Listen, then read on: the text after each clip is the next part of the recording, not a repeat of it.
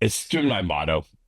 Me and all of us chefs, all of us in the hospitality industry, we always are trying to figure out a way to give back. It's just in our DNA, right? We're chefs, we're hospitality.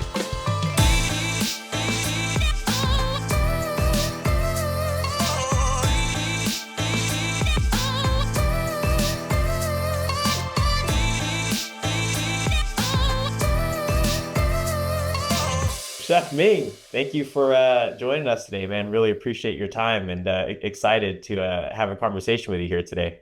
Yeah, thanks, Gary. Happy to be here. Yeah, so I mean, I'll just kind of jump right into it. What have you been up to recently? So, I'm running my restaurant out here in Big Sky, Montana called Baba. It's in a beautiful club called the Yellowstone Club, and I've been here 6 years.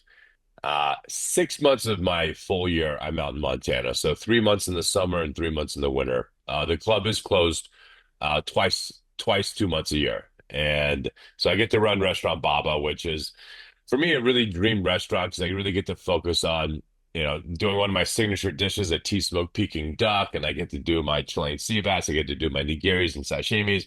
And I just get to make delicious food for people that really appreciate food and wine. And that's just it's a chef dream job, to be honest. So that's my restaurant working, and then I still spent a good amount of time not shooting Simply Ming. I haven't shot that since during COVID. I love doing Simply Ming. I had a 19-year run. I am considering maybe bringing it back, but I like all the social media space between TikTok and Instagram and YouTube and uh, I've always been a teacher, and it can be tennis and squash and of course cooking. So I want to continue to teach because I just think there's so much more basic cooking and nutritional information that the majority of this country just doesn't know, or the world for that matter. And I just think as a chef, there's a responsibility for us to get that out there. So I still want to stay out in front and teach and then I think my other real focus has always been my philanthropic work, right? I mean, I love making food for people. I love using food as a conduit to bringing people, gathering people together. And then for certain causes that I believe in, one, of Family Reach. I've been with them 15 years. We financially help families dealing with cancer.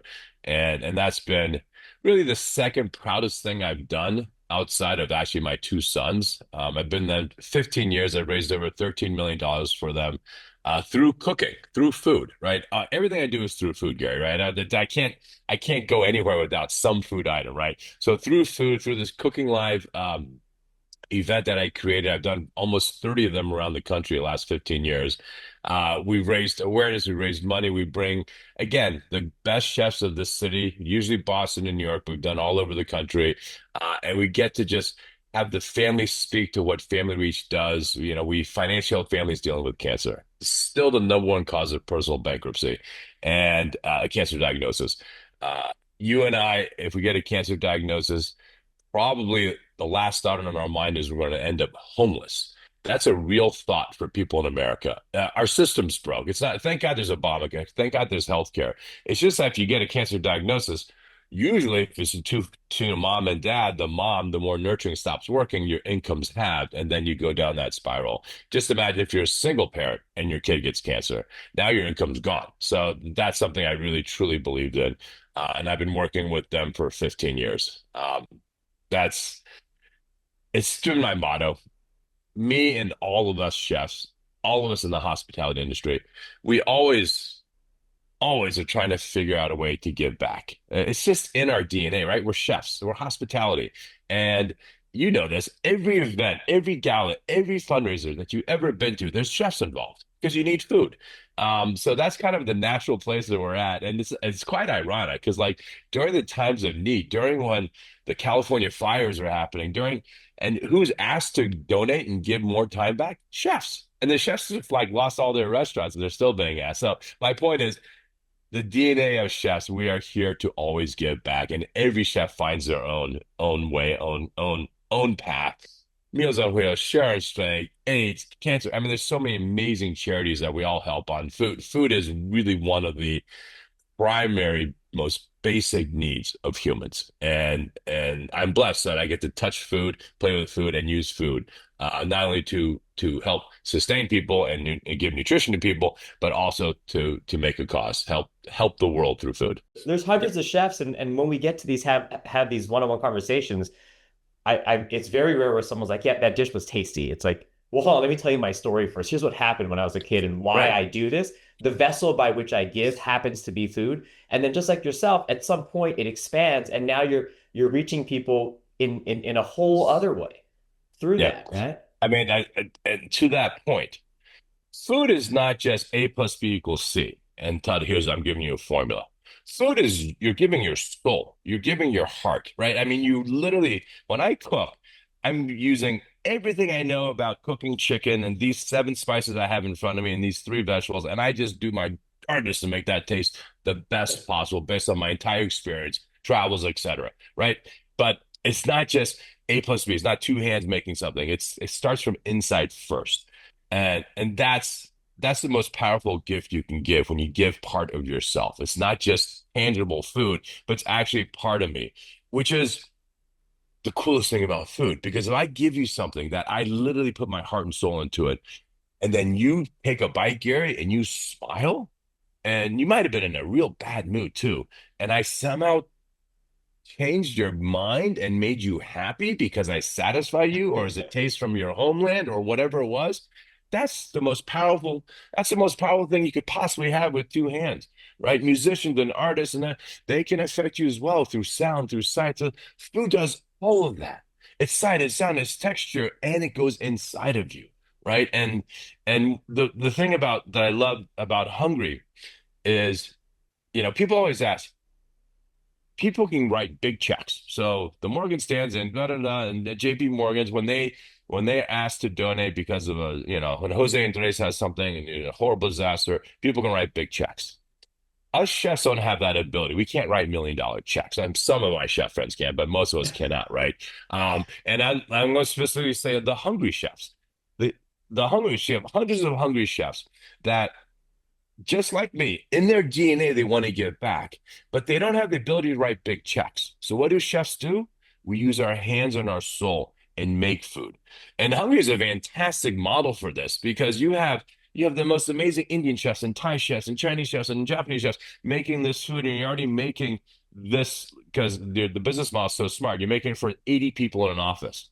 Well, if this chef wants to give back because they know one of those 80 people has a charity, they can make another 40 more portions for that person's charity. And it doesn't really cost that chef an arm and a leg. It's not writing a $5,000 check. It just takes the chef another 2 hours. But all of us chefs have all the time.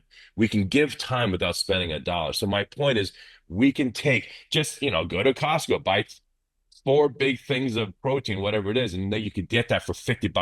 Costco's so cheap, but you could make a meal for like 150 people because you just had your hands and your mind and your soul creating that. And that's the joy of being a chef, right? We have that ability. It's not just nurturing, not just sustenance. It's actually we can make someone happy. And that of course segues into the other thing that I always want to talk about is I'm a happy chef, right? I mean, I'm lucky. I get to do exactly what I just said I get to do. All of us chefs are happy that way, right? We get to provide. And unlike most jobs, if you work in the financial industry, at the end of the month, you get the MTD, you see your EBITDA, you see how well you did that month, or you see how well you did that year. And that's most jobs. You look at sales of the car factory, you look at chefs, we get instant gratification. That night we did 120 dinners. That night we get literally 120 potential compliments or not compliments. We get instant gratification. Either the plate comes back clean, no food on it, or there's a ton of food on it, and we got to figure it out. Fortunately, I err more on the clean plate side, but it's instant gratification. My wife jokes when I come back from my restaurant. She goes, "How was the Ming Love Fest?" I mean, luckily I have a great team, so we cook great food. But literally every day, if you cook great food, you make people happy. It's the best job in the world. It really is.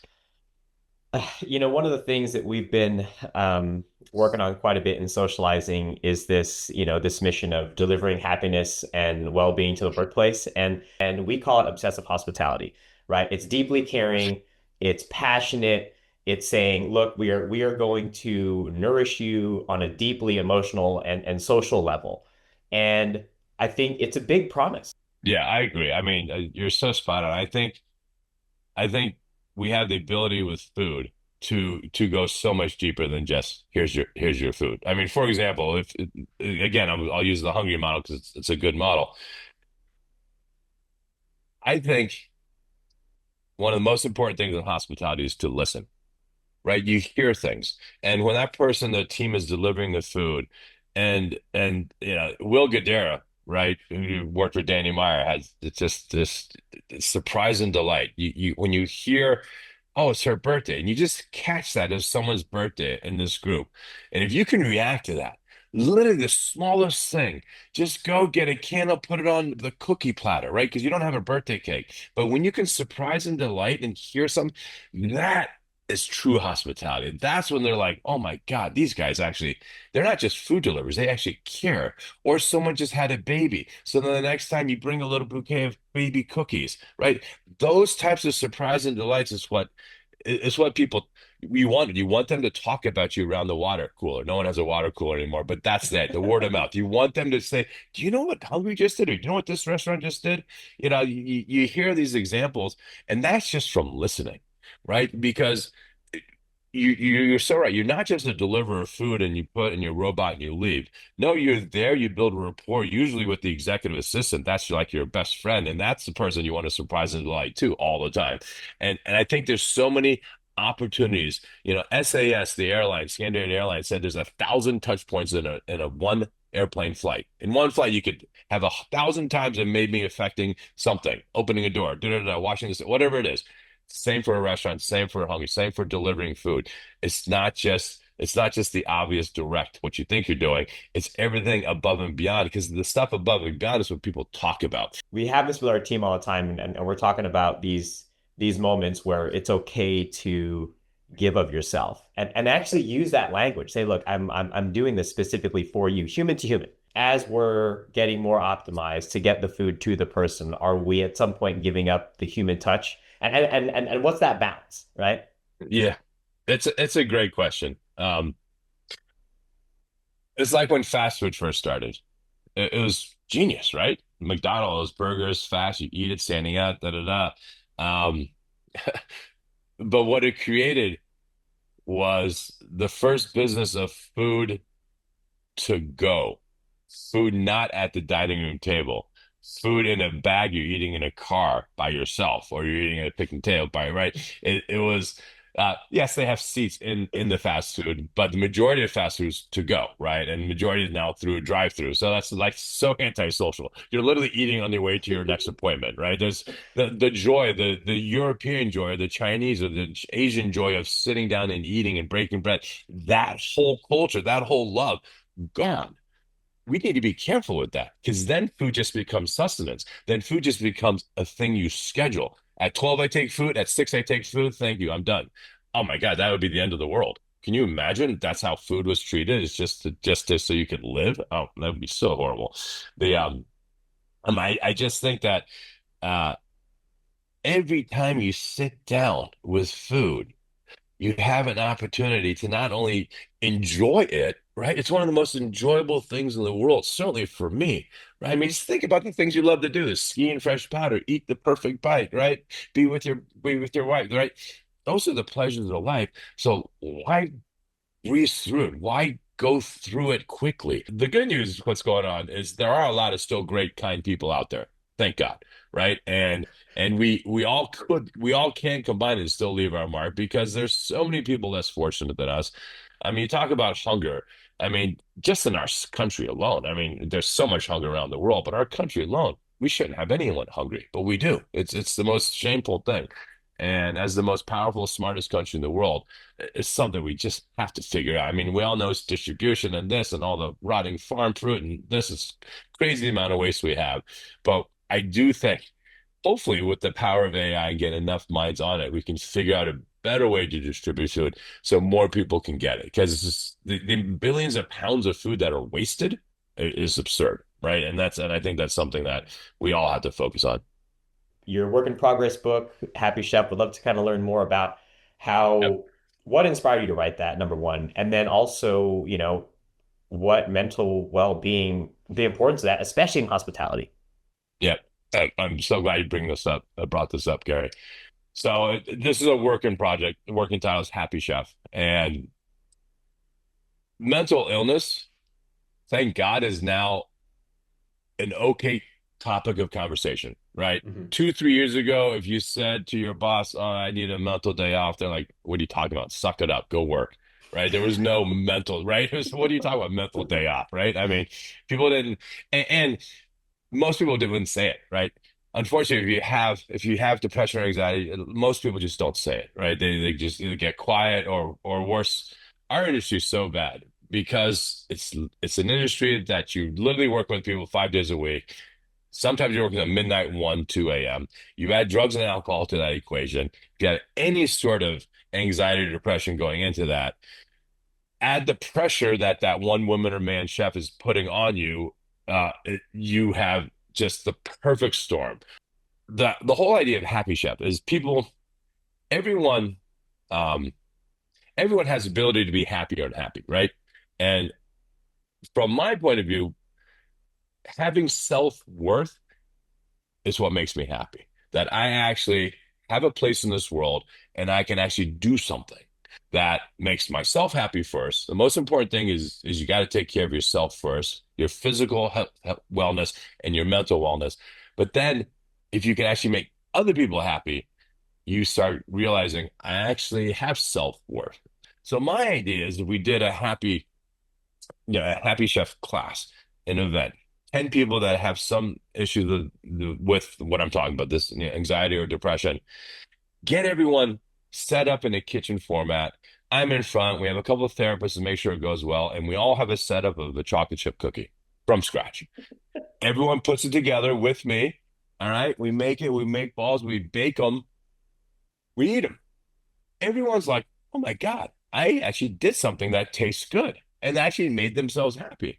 But now take this basket of cookies and go out on the street and start passing it to strangers. And then maybe that first or second stranger takes a bite and says, holy, this is delicious. You made a good, thank you. Now you're just like, wait a minute. I just did something that my own hands could do and made someone happy.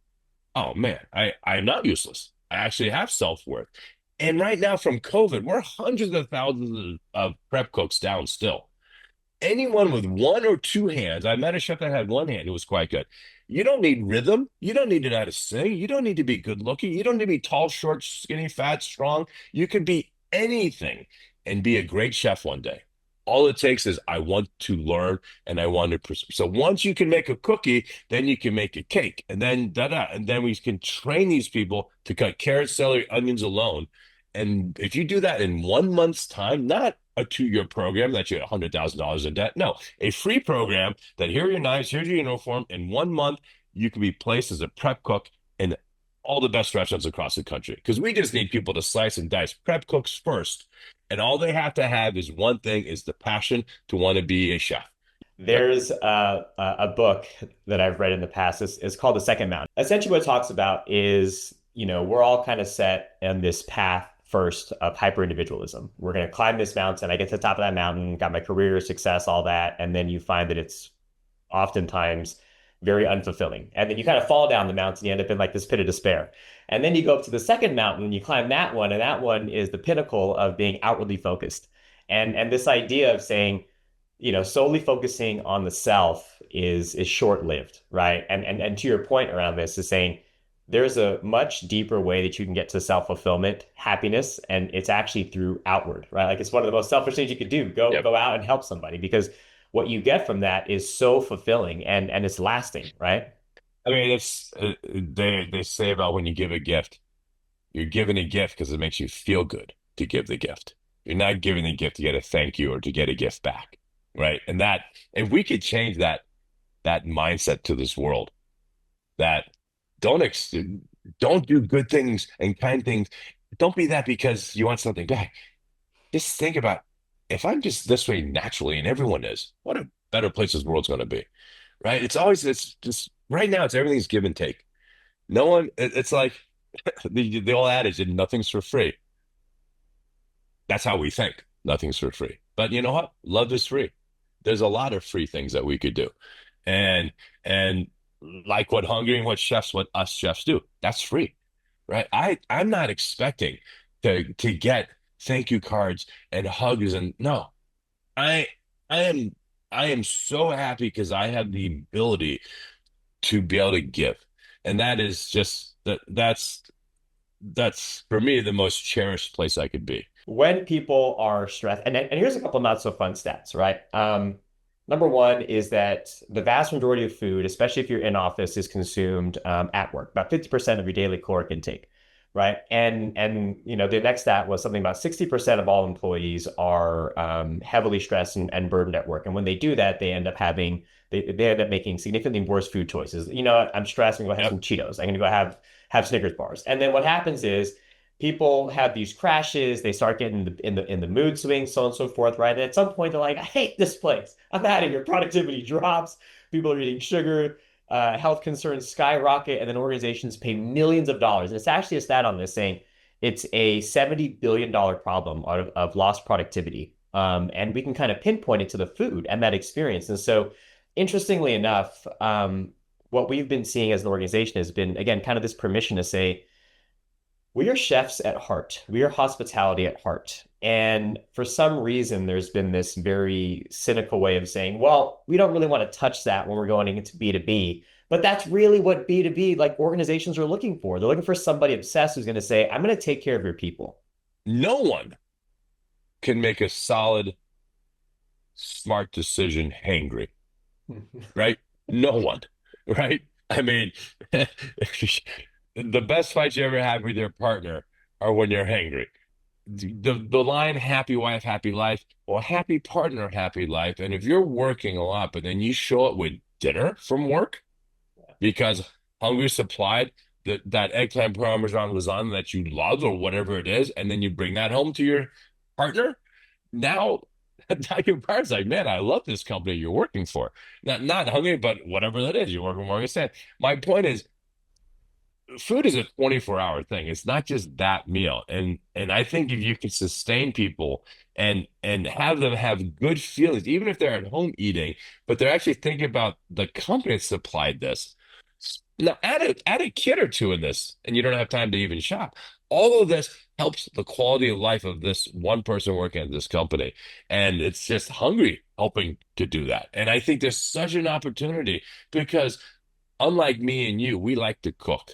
I like shopping. I like seeing the veg, right? A lot of people hate shopping. Most hate prepping. I name 10 people that love to chop onions. Very few, right? I can't wait to go home and chop garlic, right? No one says that ever. So if you have this stuff ready to go, and I've always said this, prepared food that's frozen, they nuke it, or fresh kits. And Hungry has an opportunity because you already have all these chefs already doing fresh food for that day. They can make fresh kits, stir fry kits. You have your garlic, ginger, soy, marinated beef ready to go, raw, and you have all your vegetables and if your cooked rice. That mom or dad is a hero can make dinner in 10, 20 minutes to the whole family. That's how you have longevity. That's how you retain employees. That's how you make sure people are happy about the job, and that's how you get people talking about how great their job is.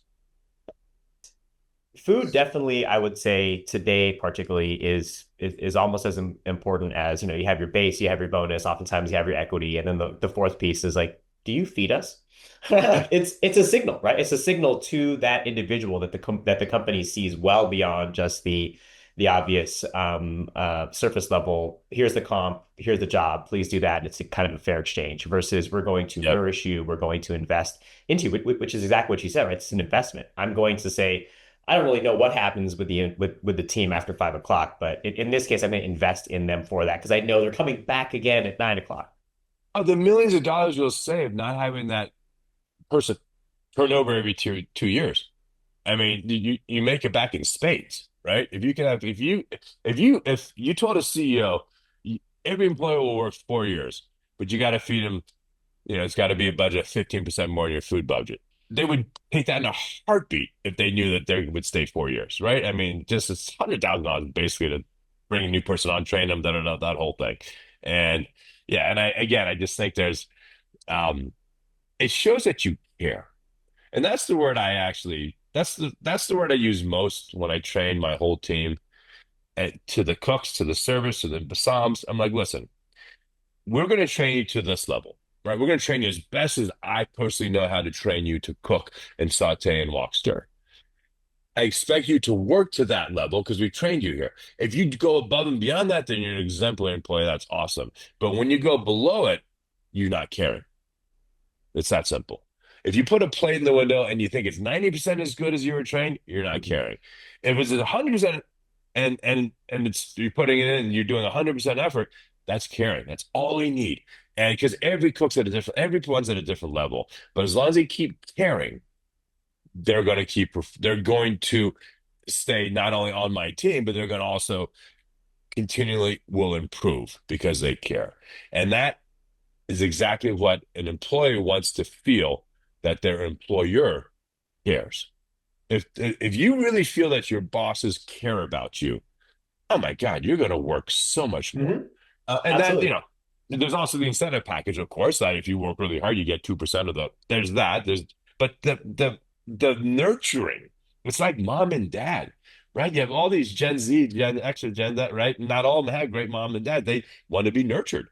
And 50 to 70% of your life is spent at work. That is your family now, Mhm. right? You don't have the family dinners anymore because you're no longer 13. So that is your nuclear family. And if you really truly feel they care about you, you're going to stay there a long time. Chef, hey, appreciated all your insights. Looking forward to so much. If folks want to get in touch with you, what's the best way they can kind of get in touch with you? Where can they find you? Yeah, I mean, you can just DM me on Instagram. To Ming Tsai is would be the third, and that's by far the best way to get a hold of me. I'm I'm on there all the time, just trying to get the message out there. But Gary, thank you so much. Right? I mean, good on you and Hungry for doing what you do. I mean, you guys care. It's that simple. Hungry cares.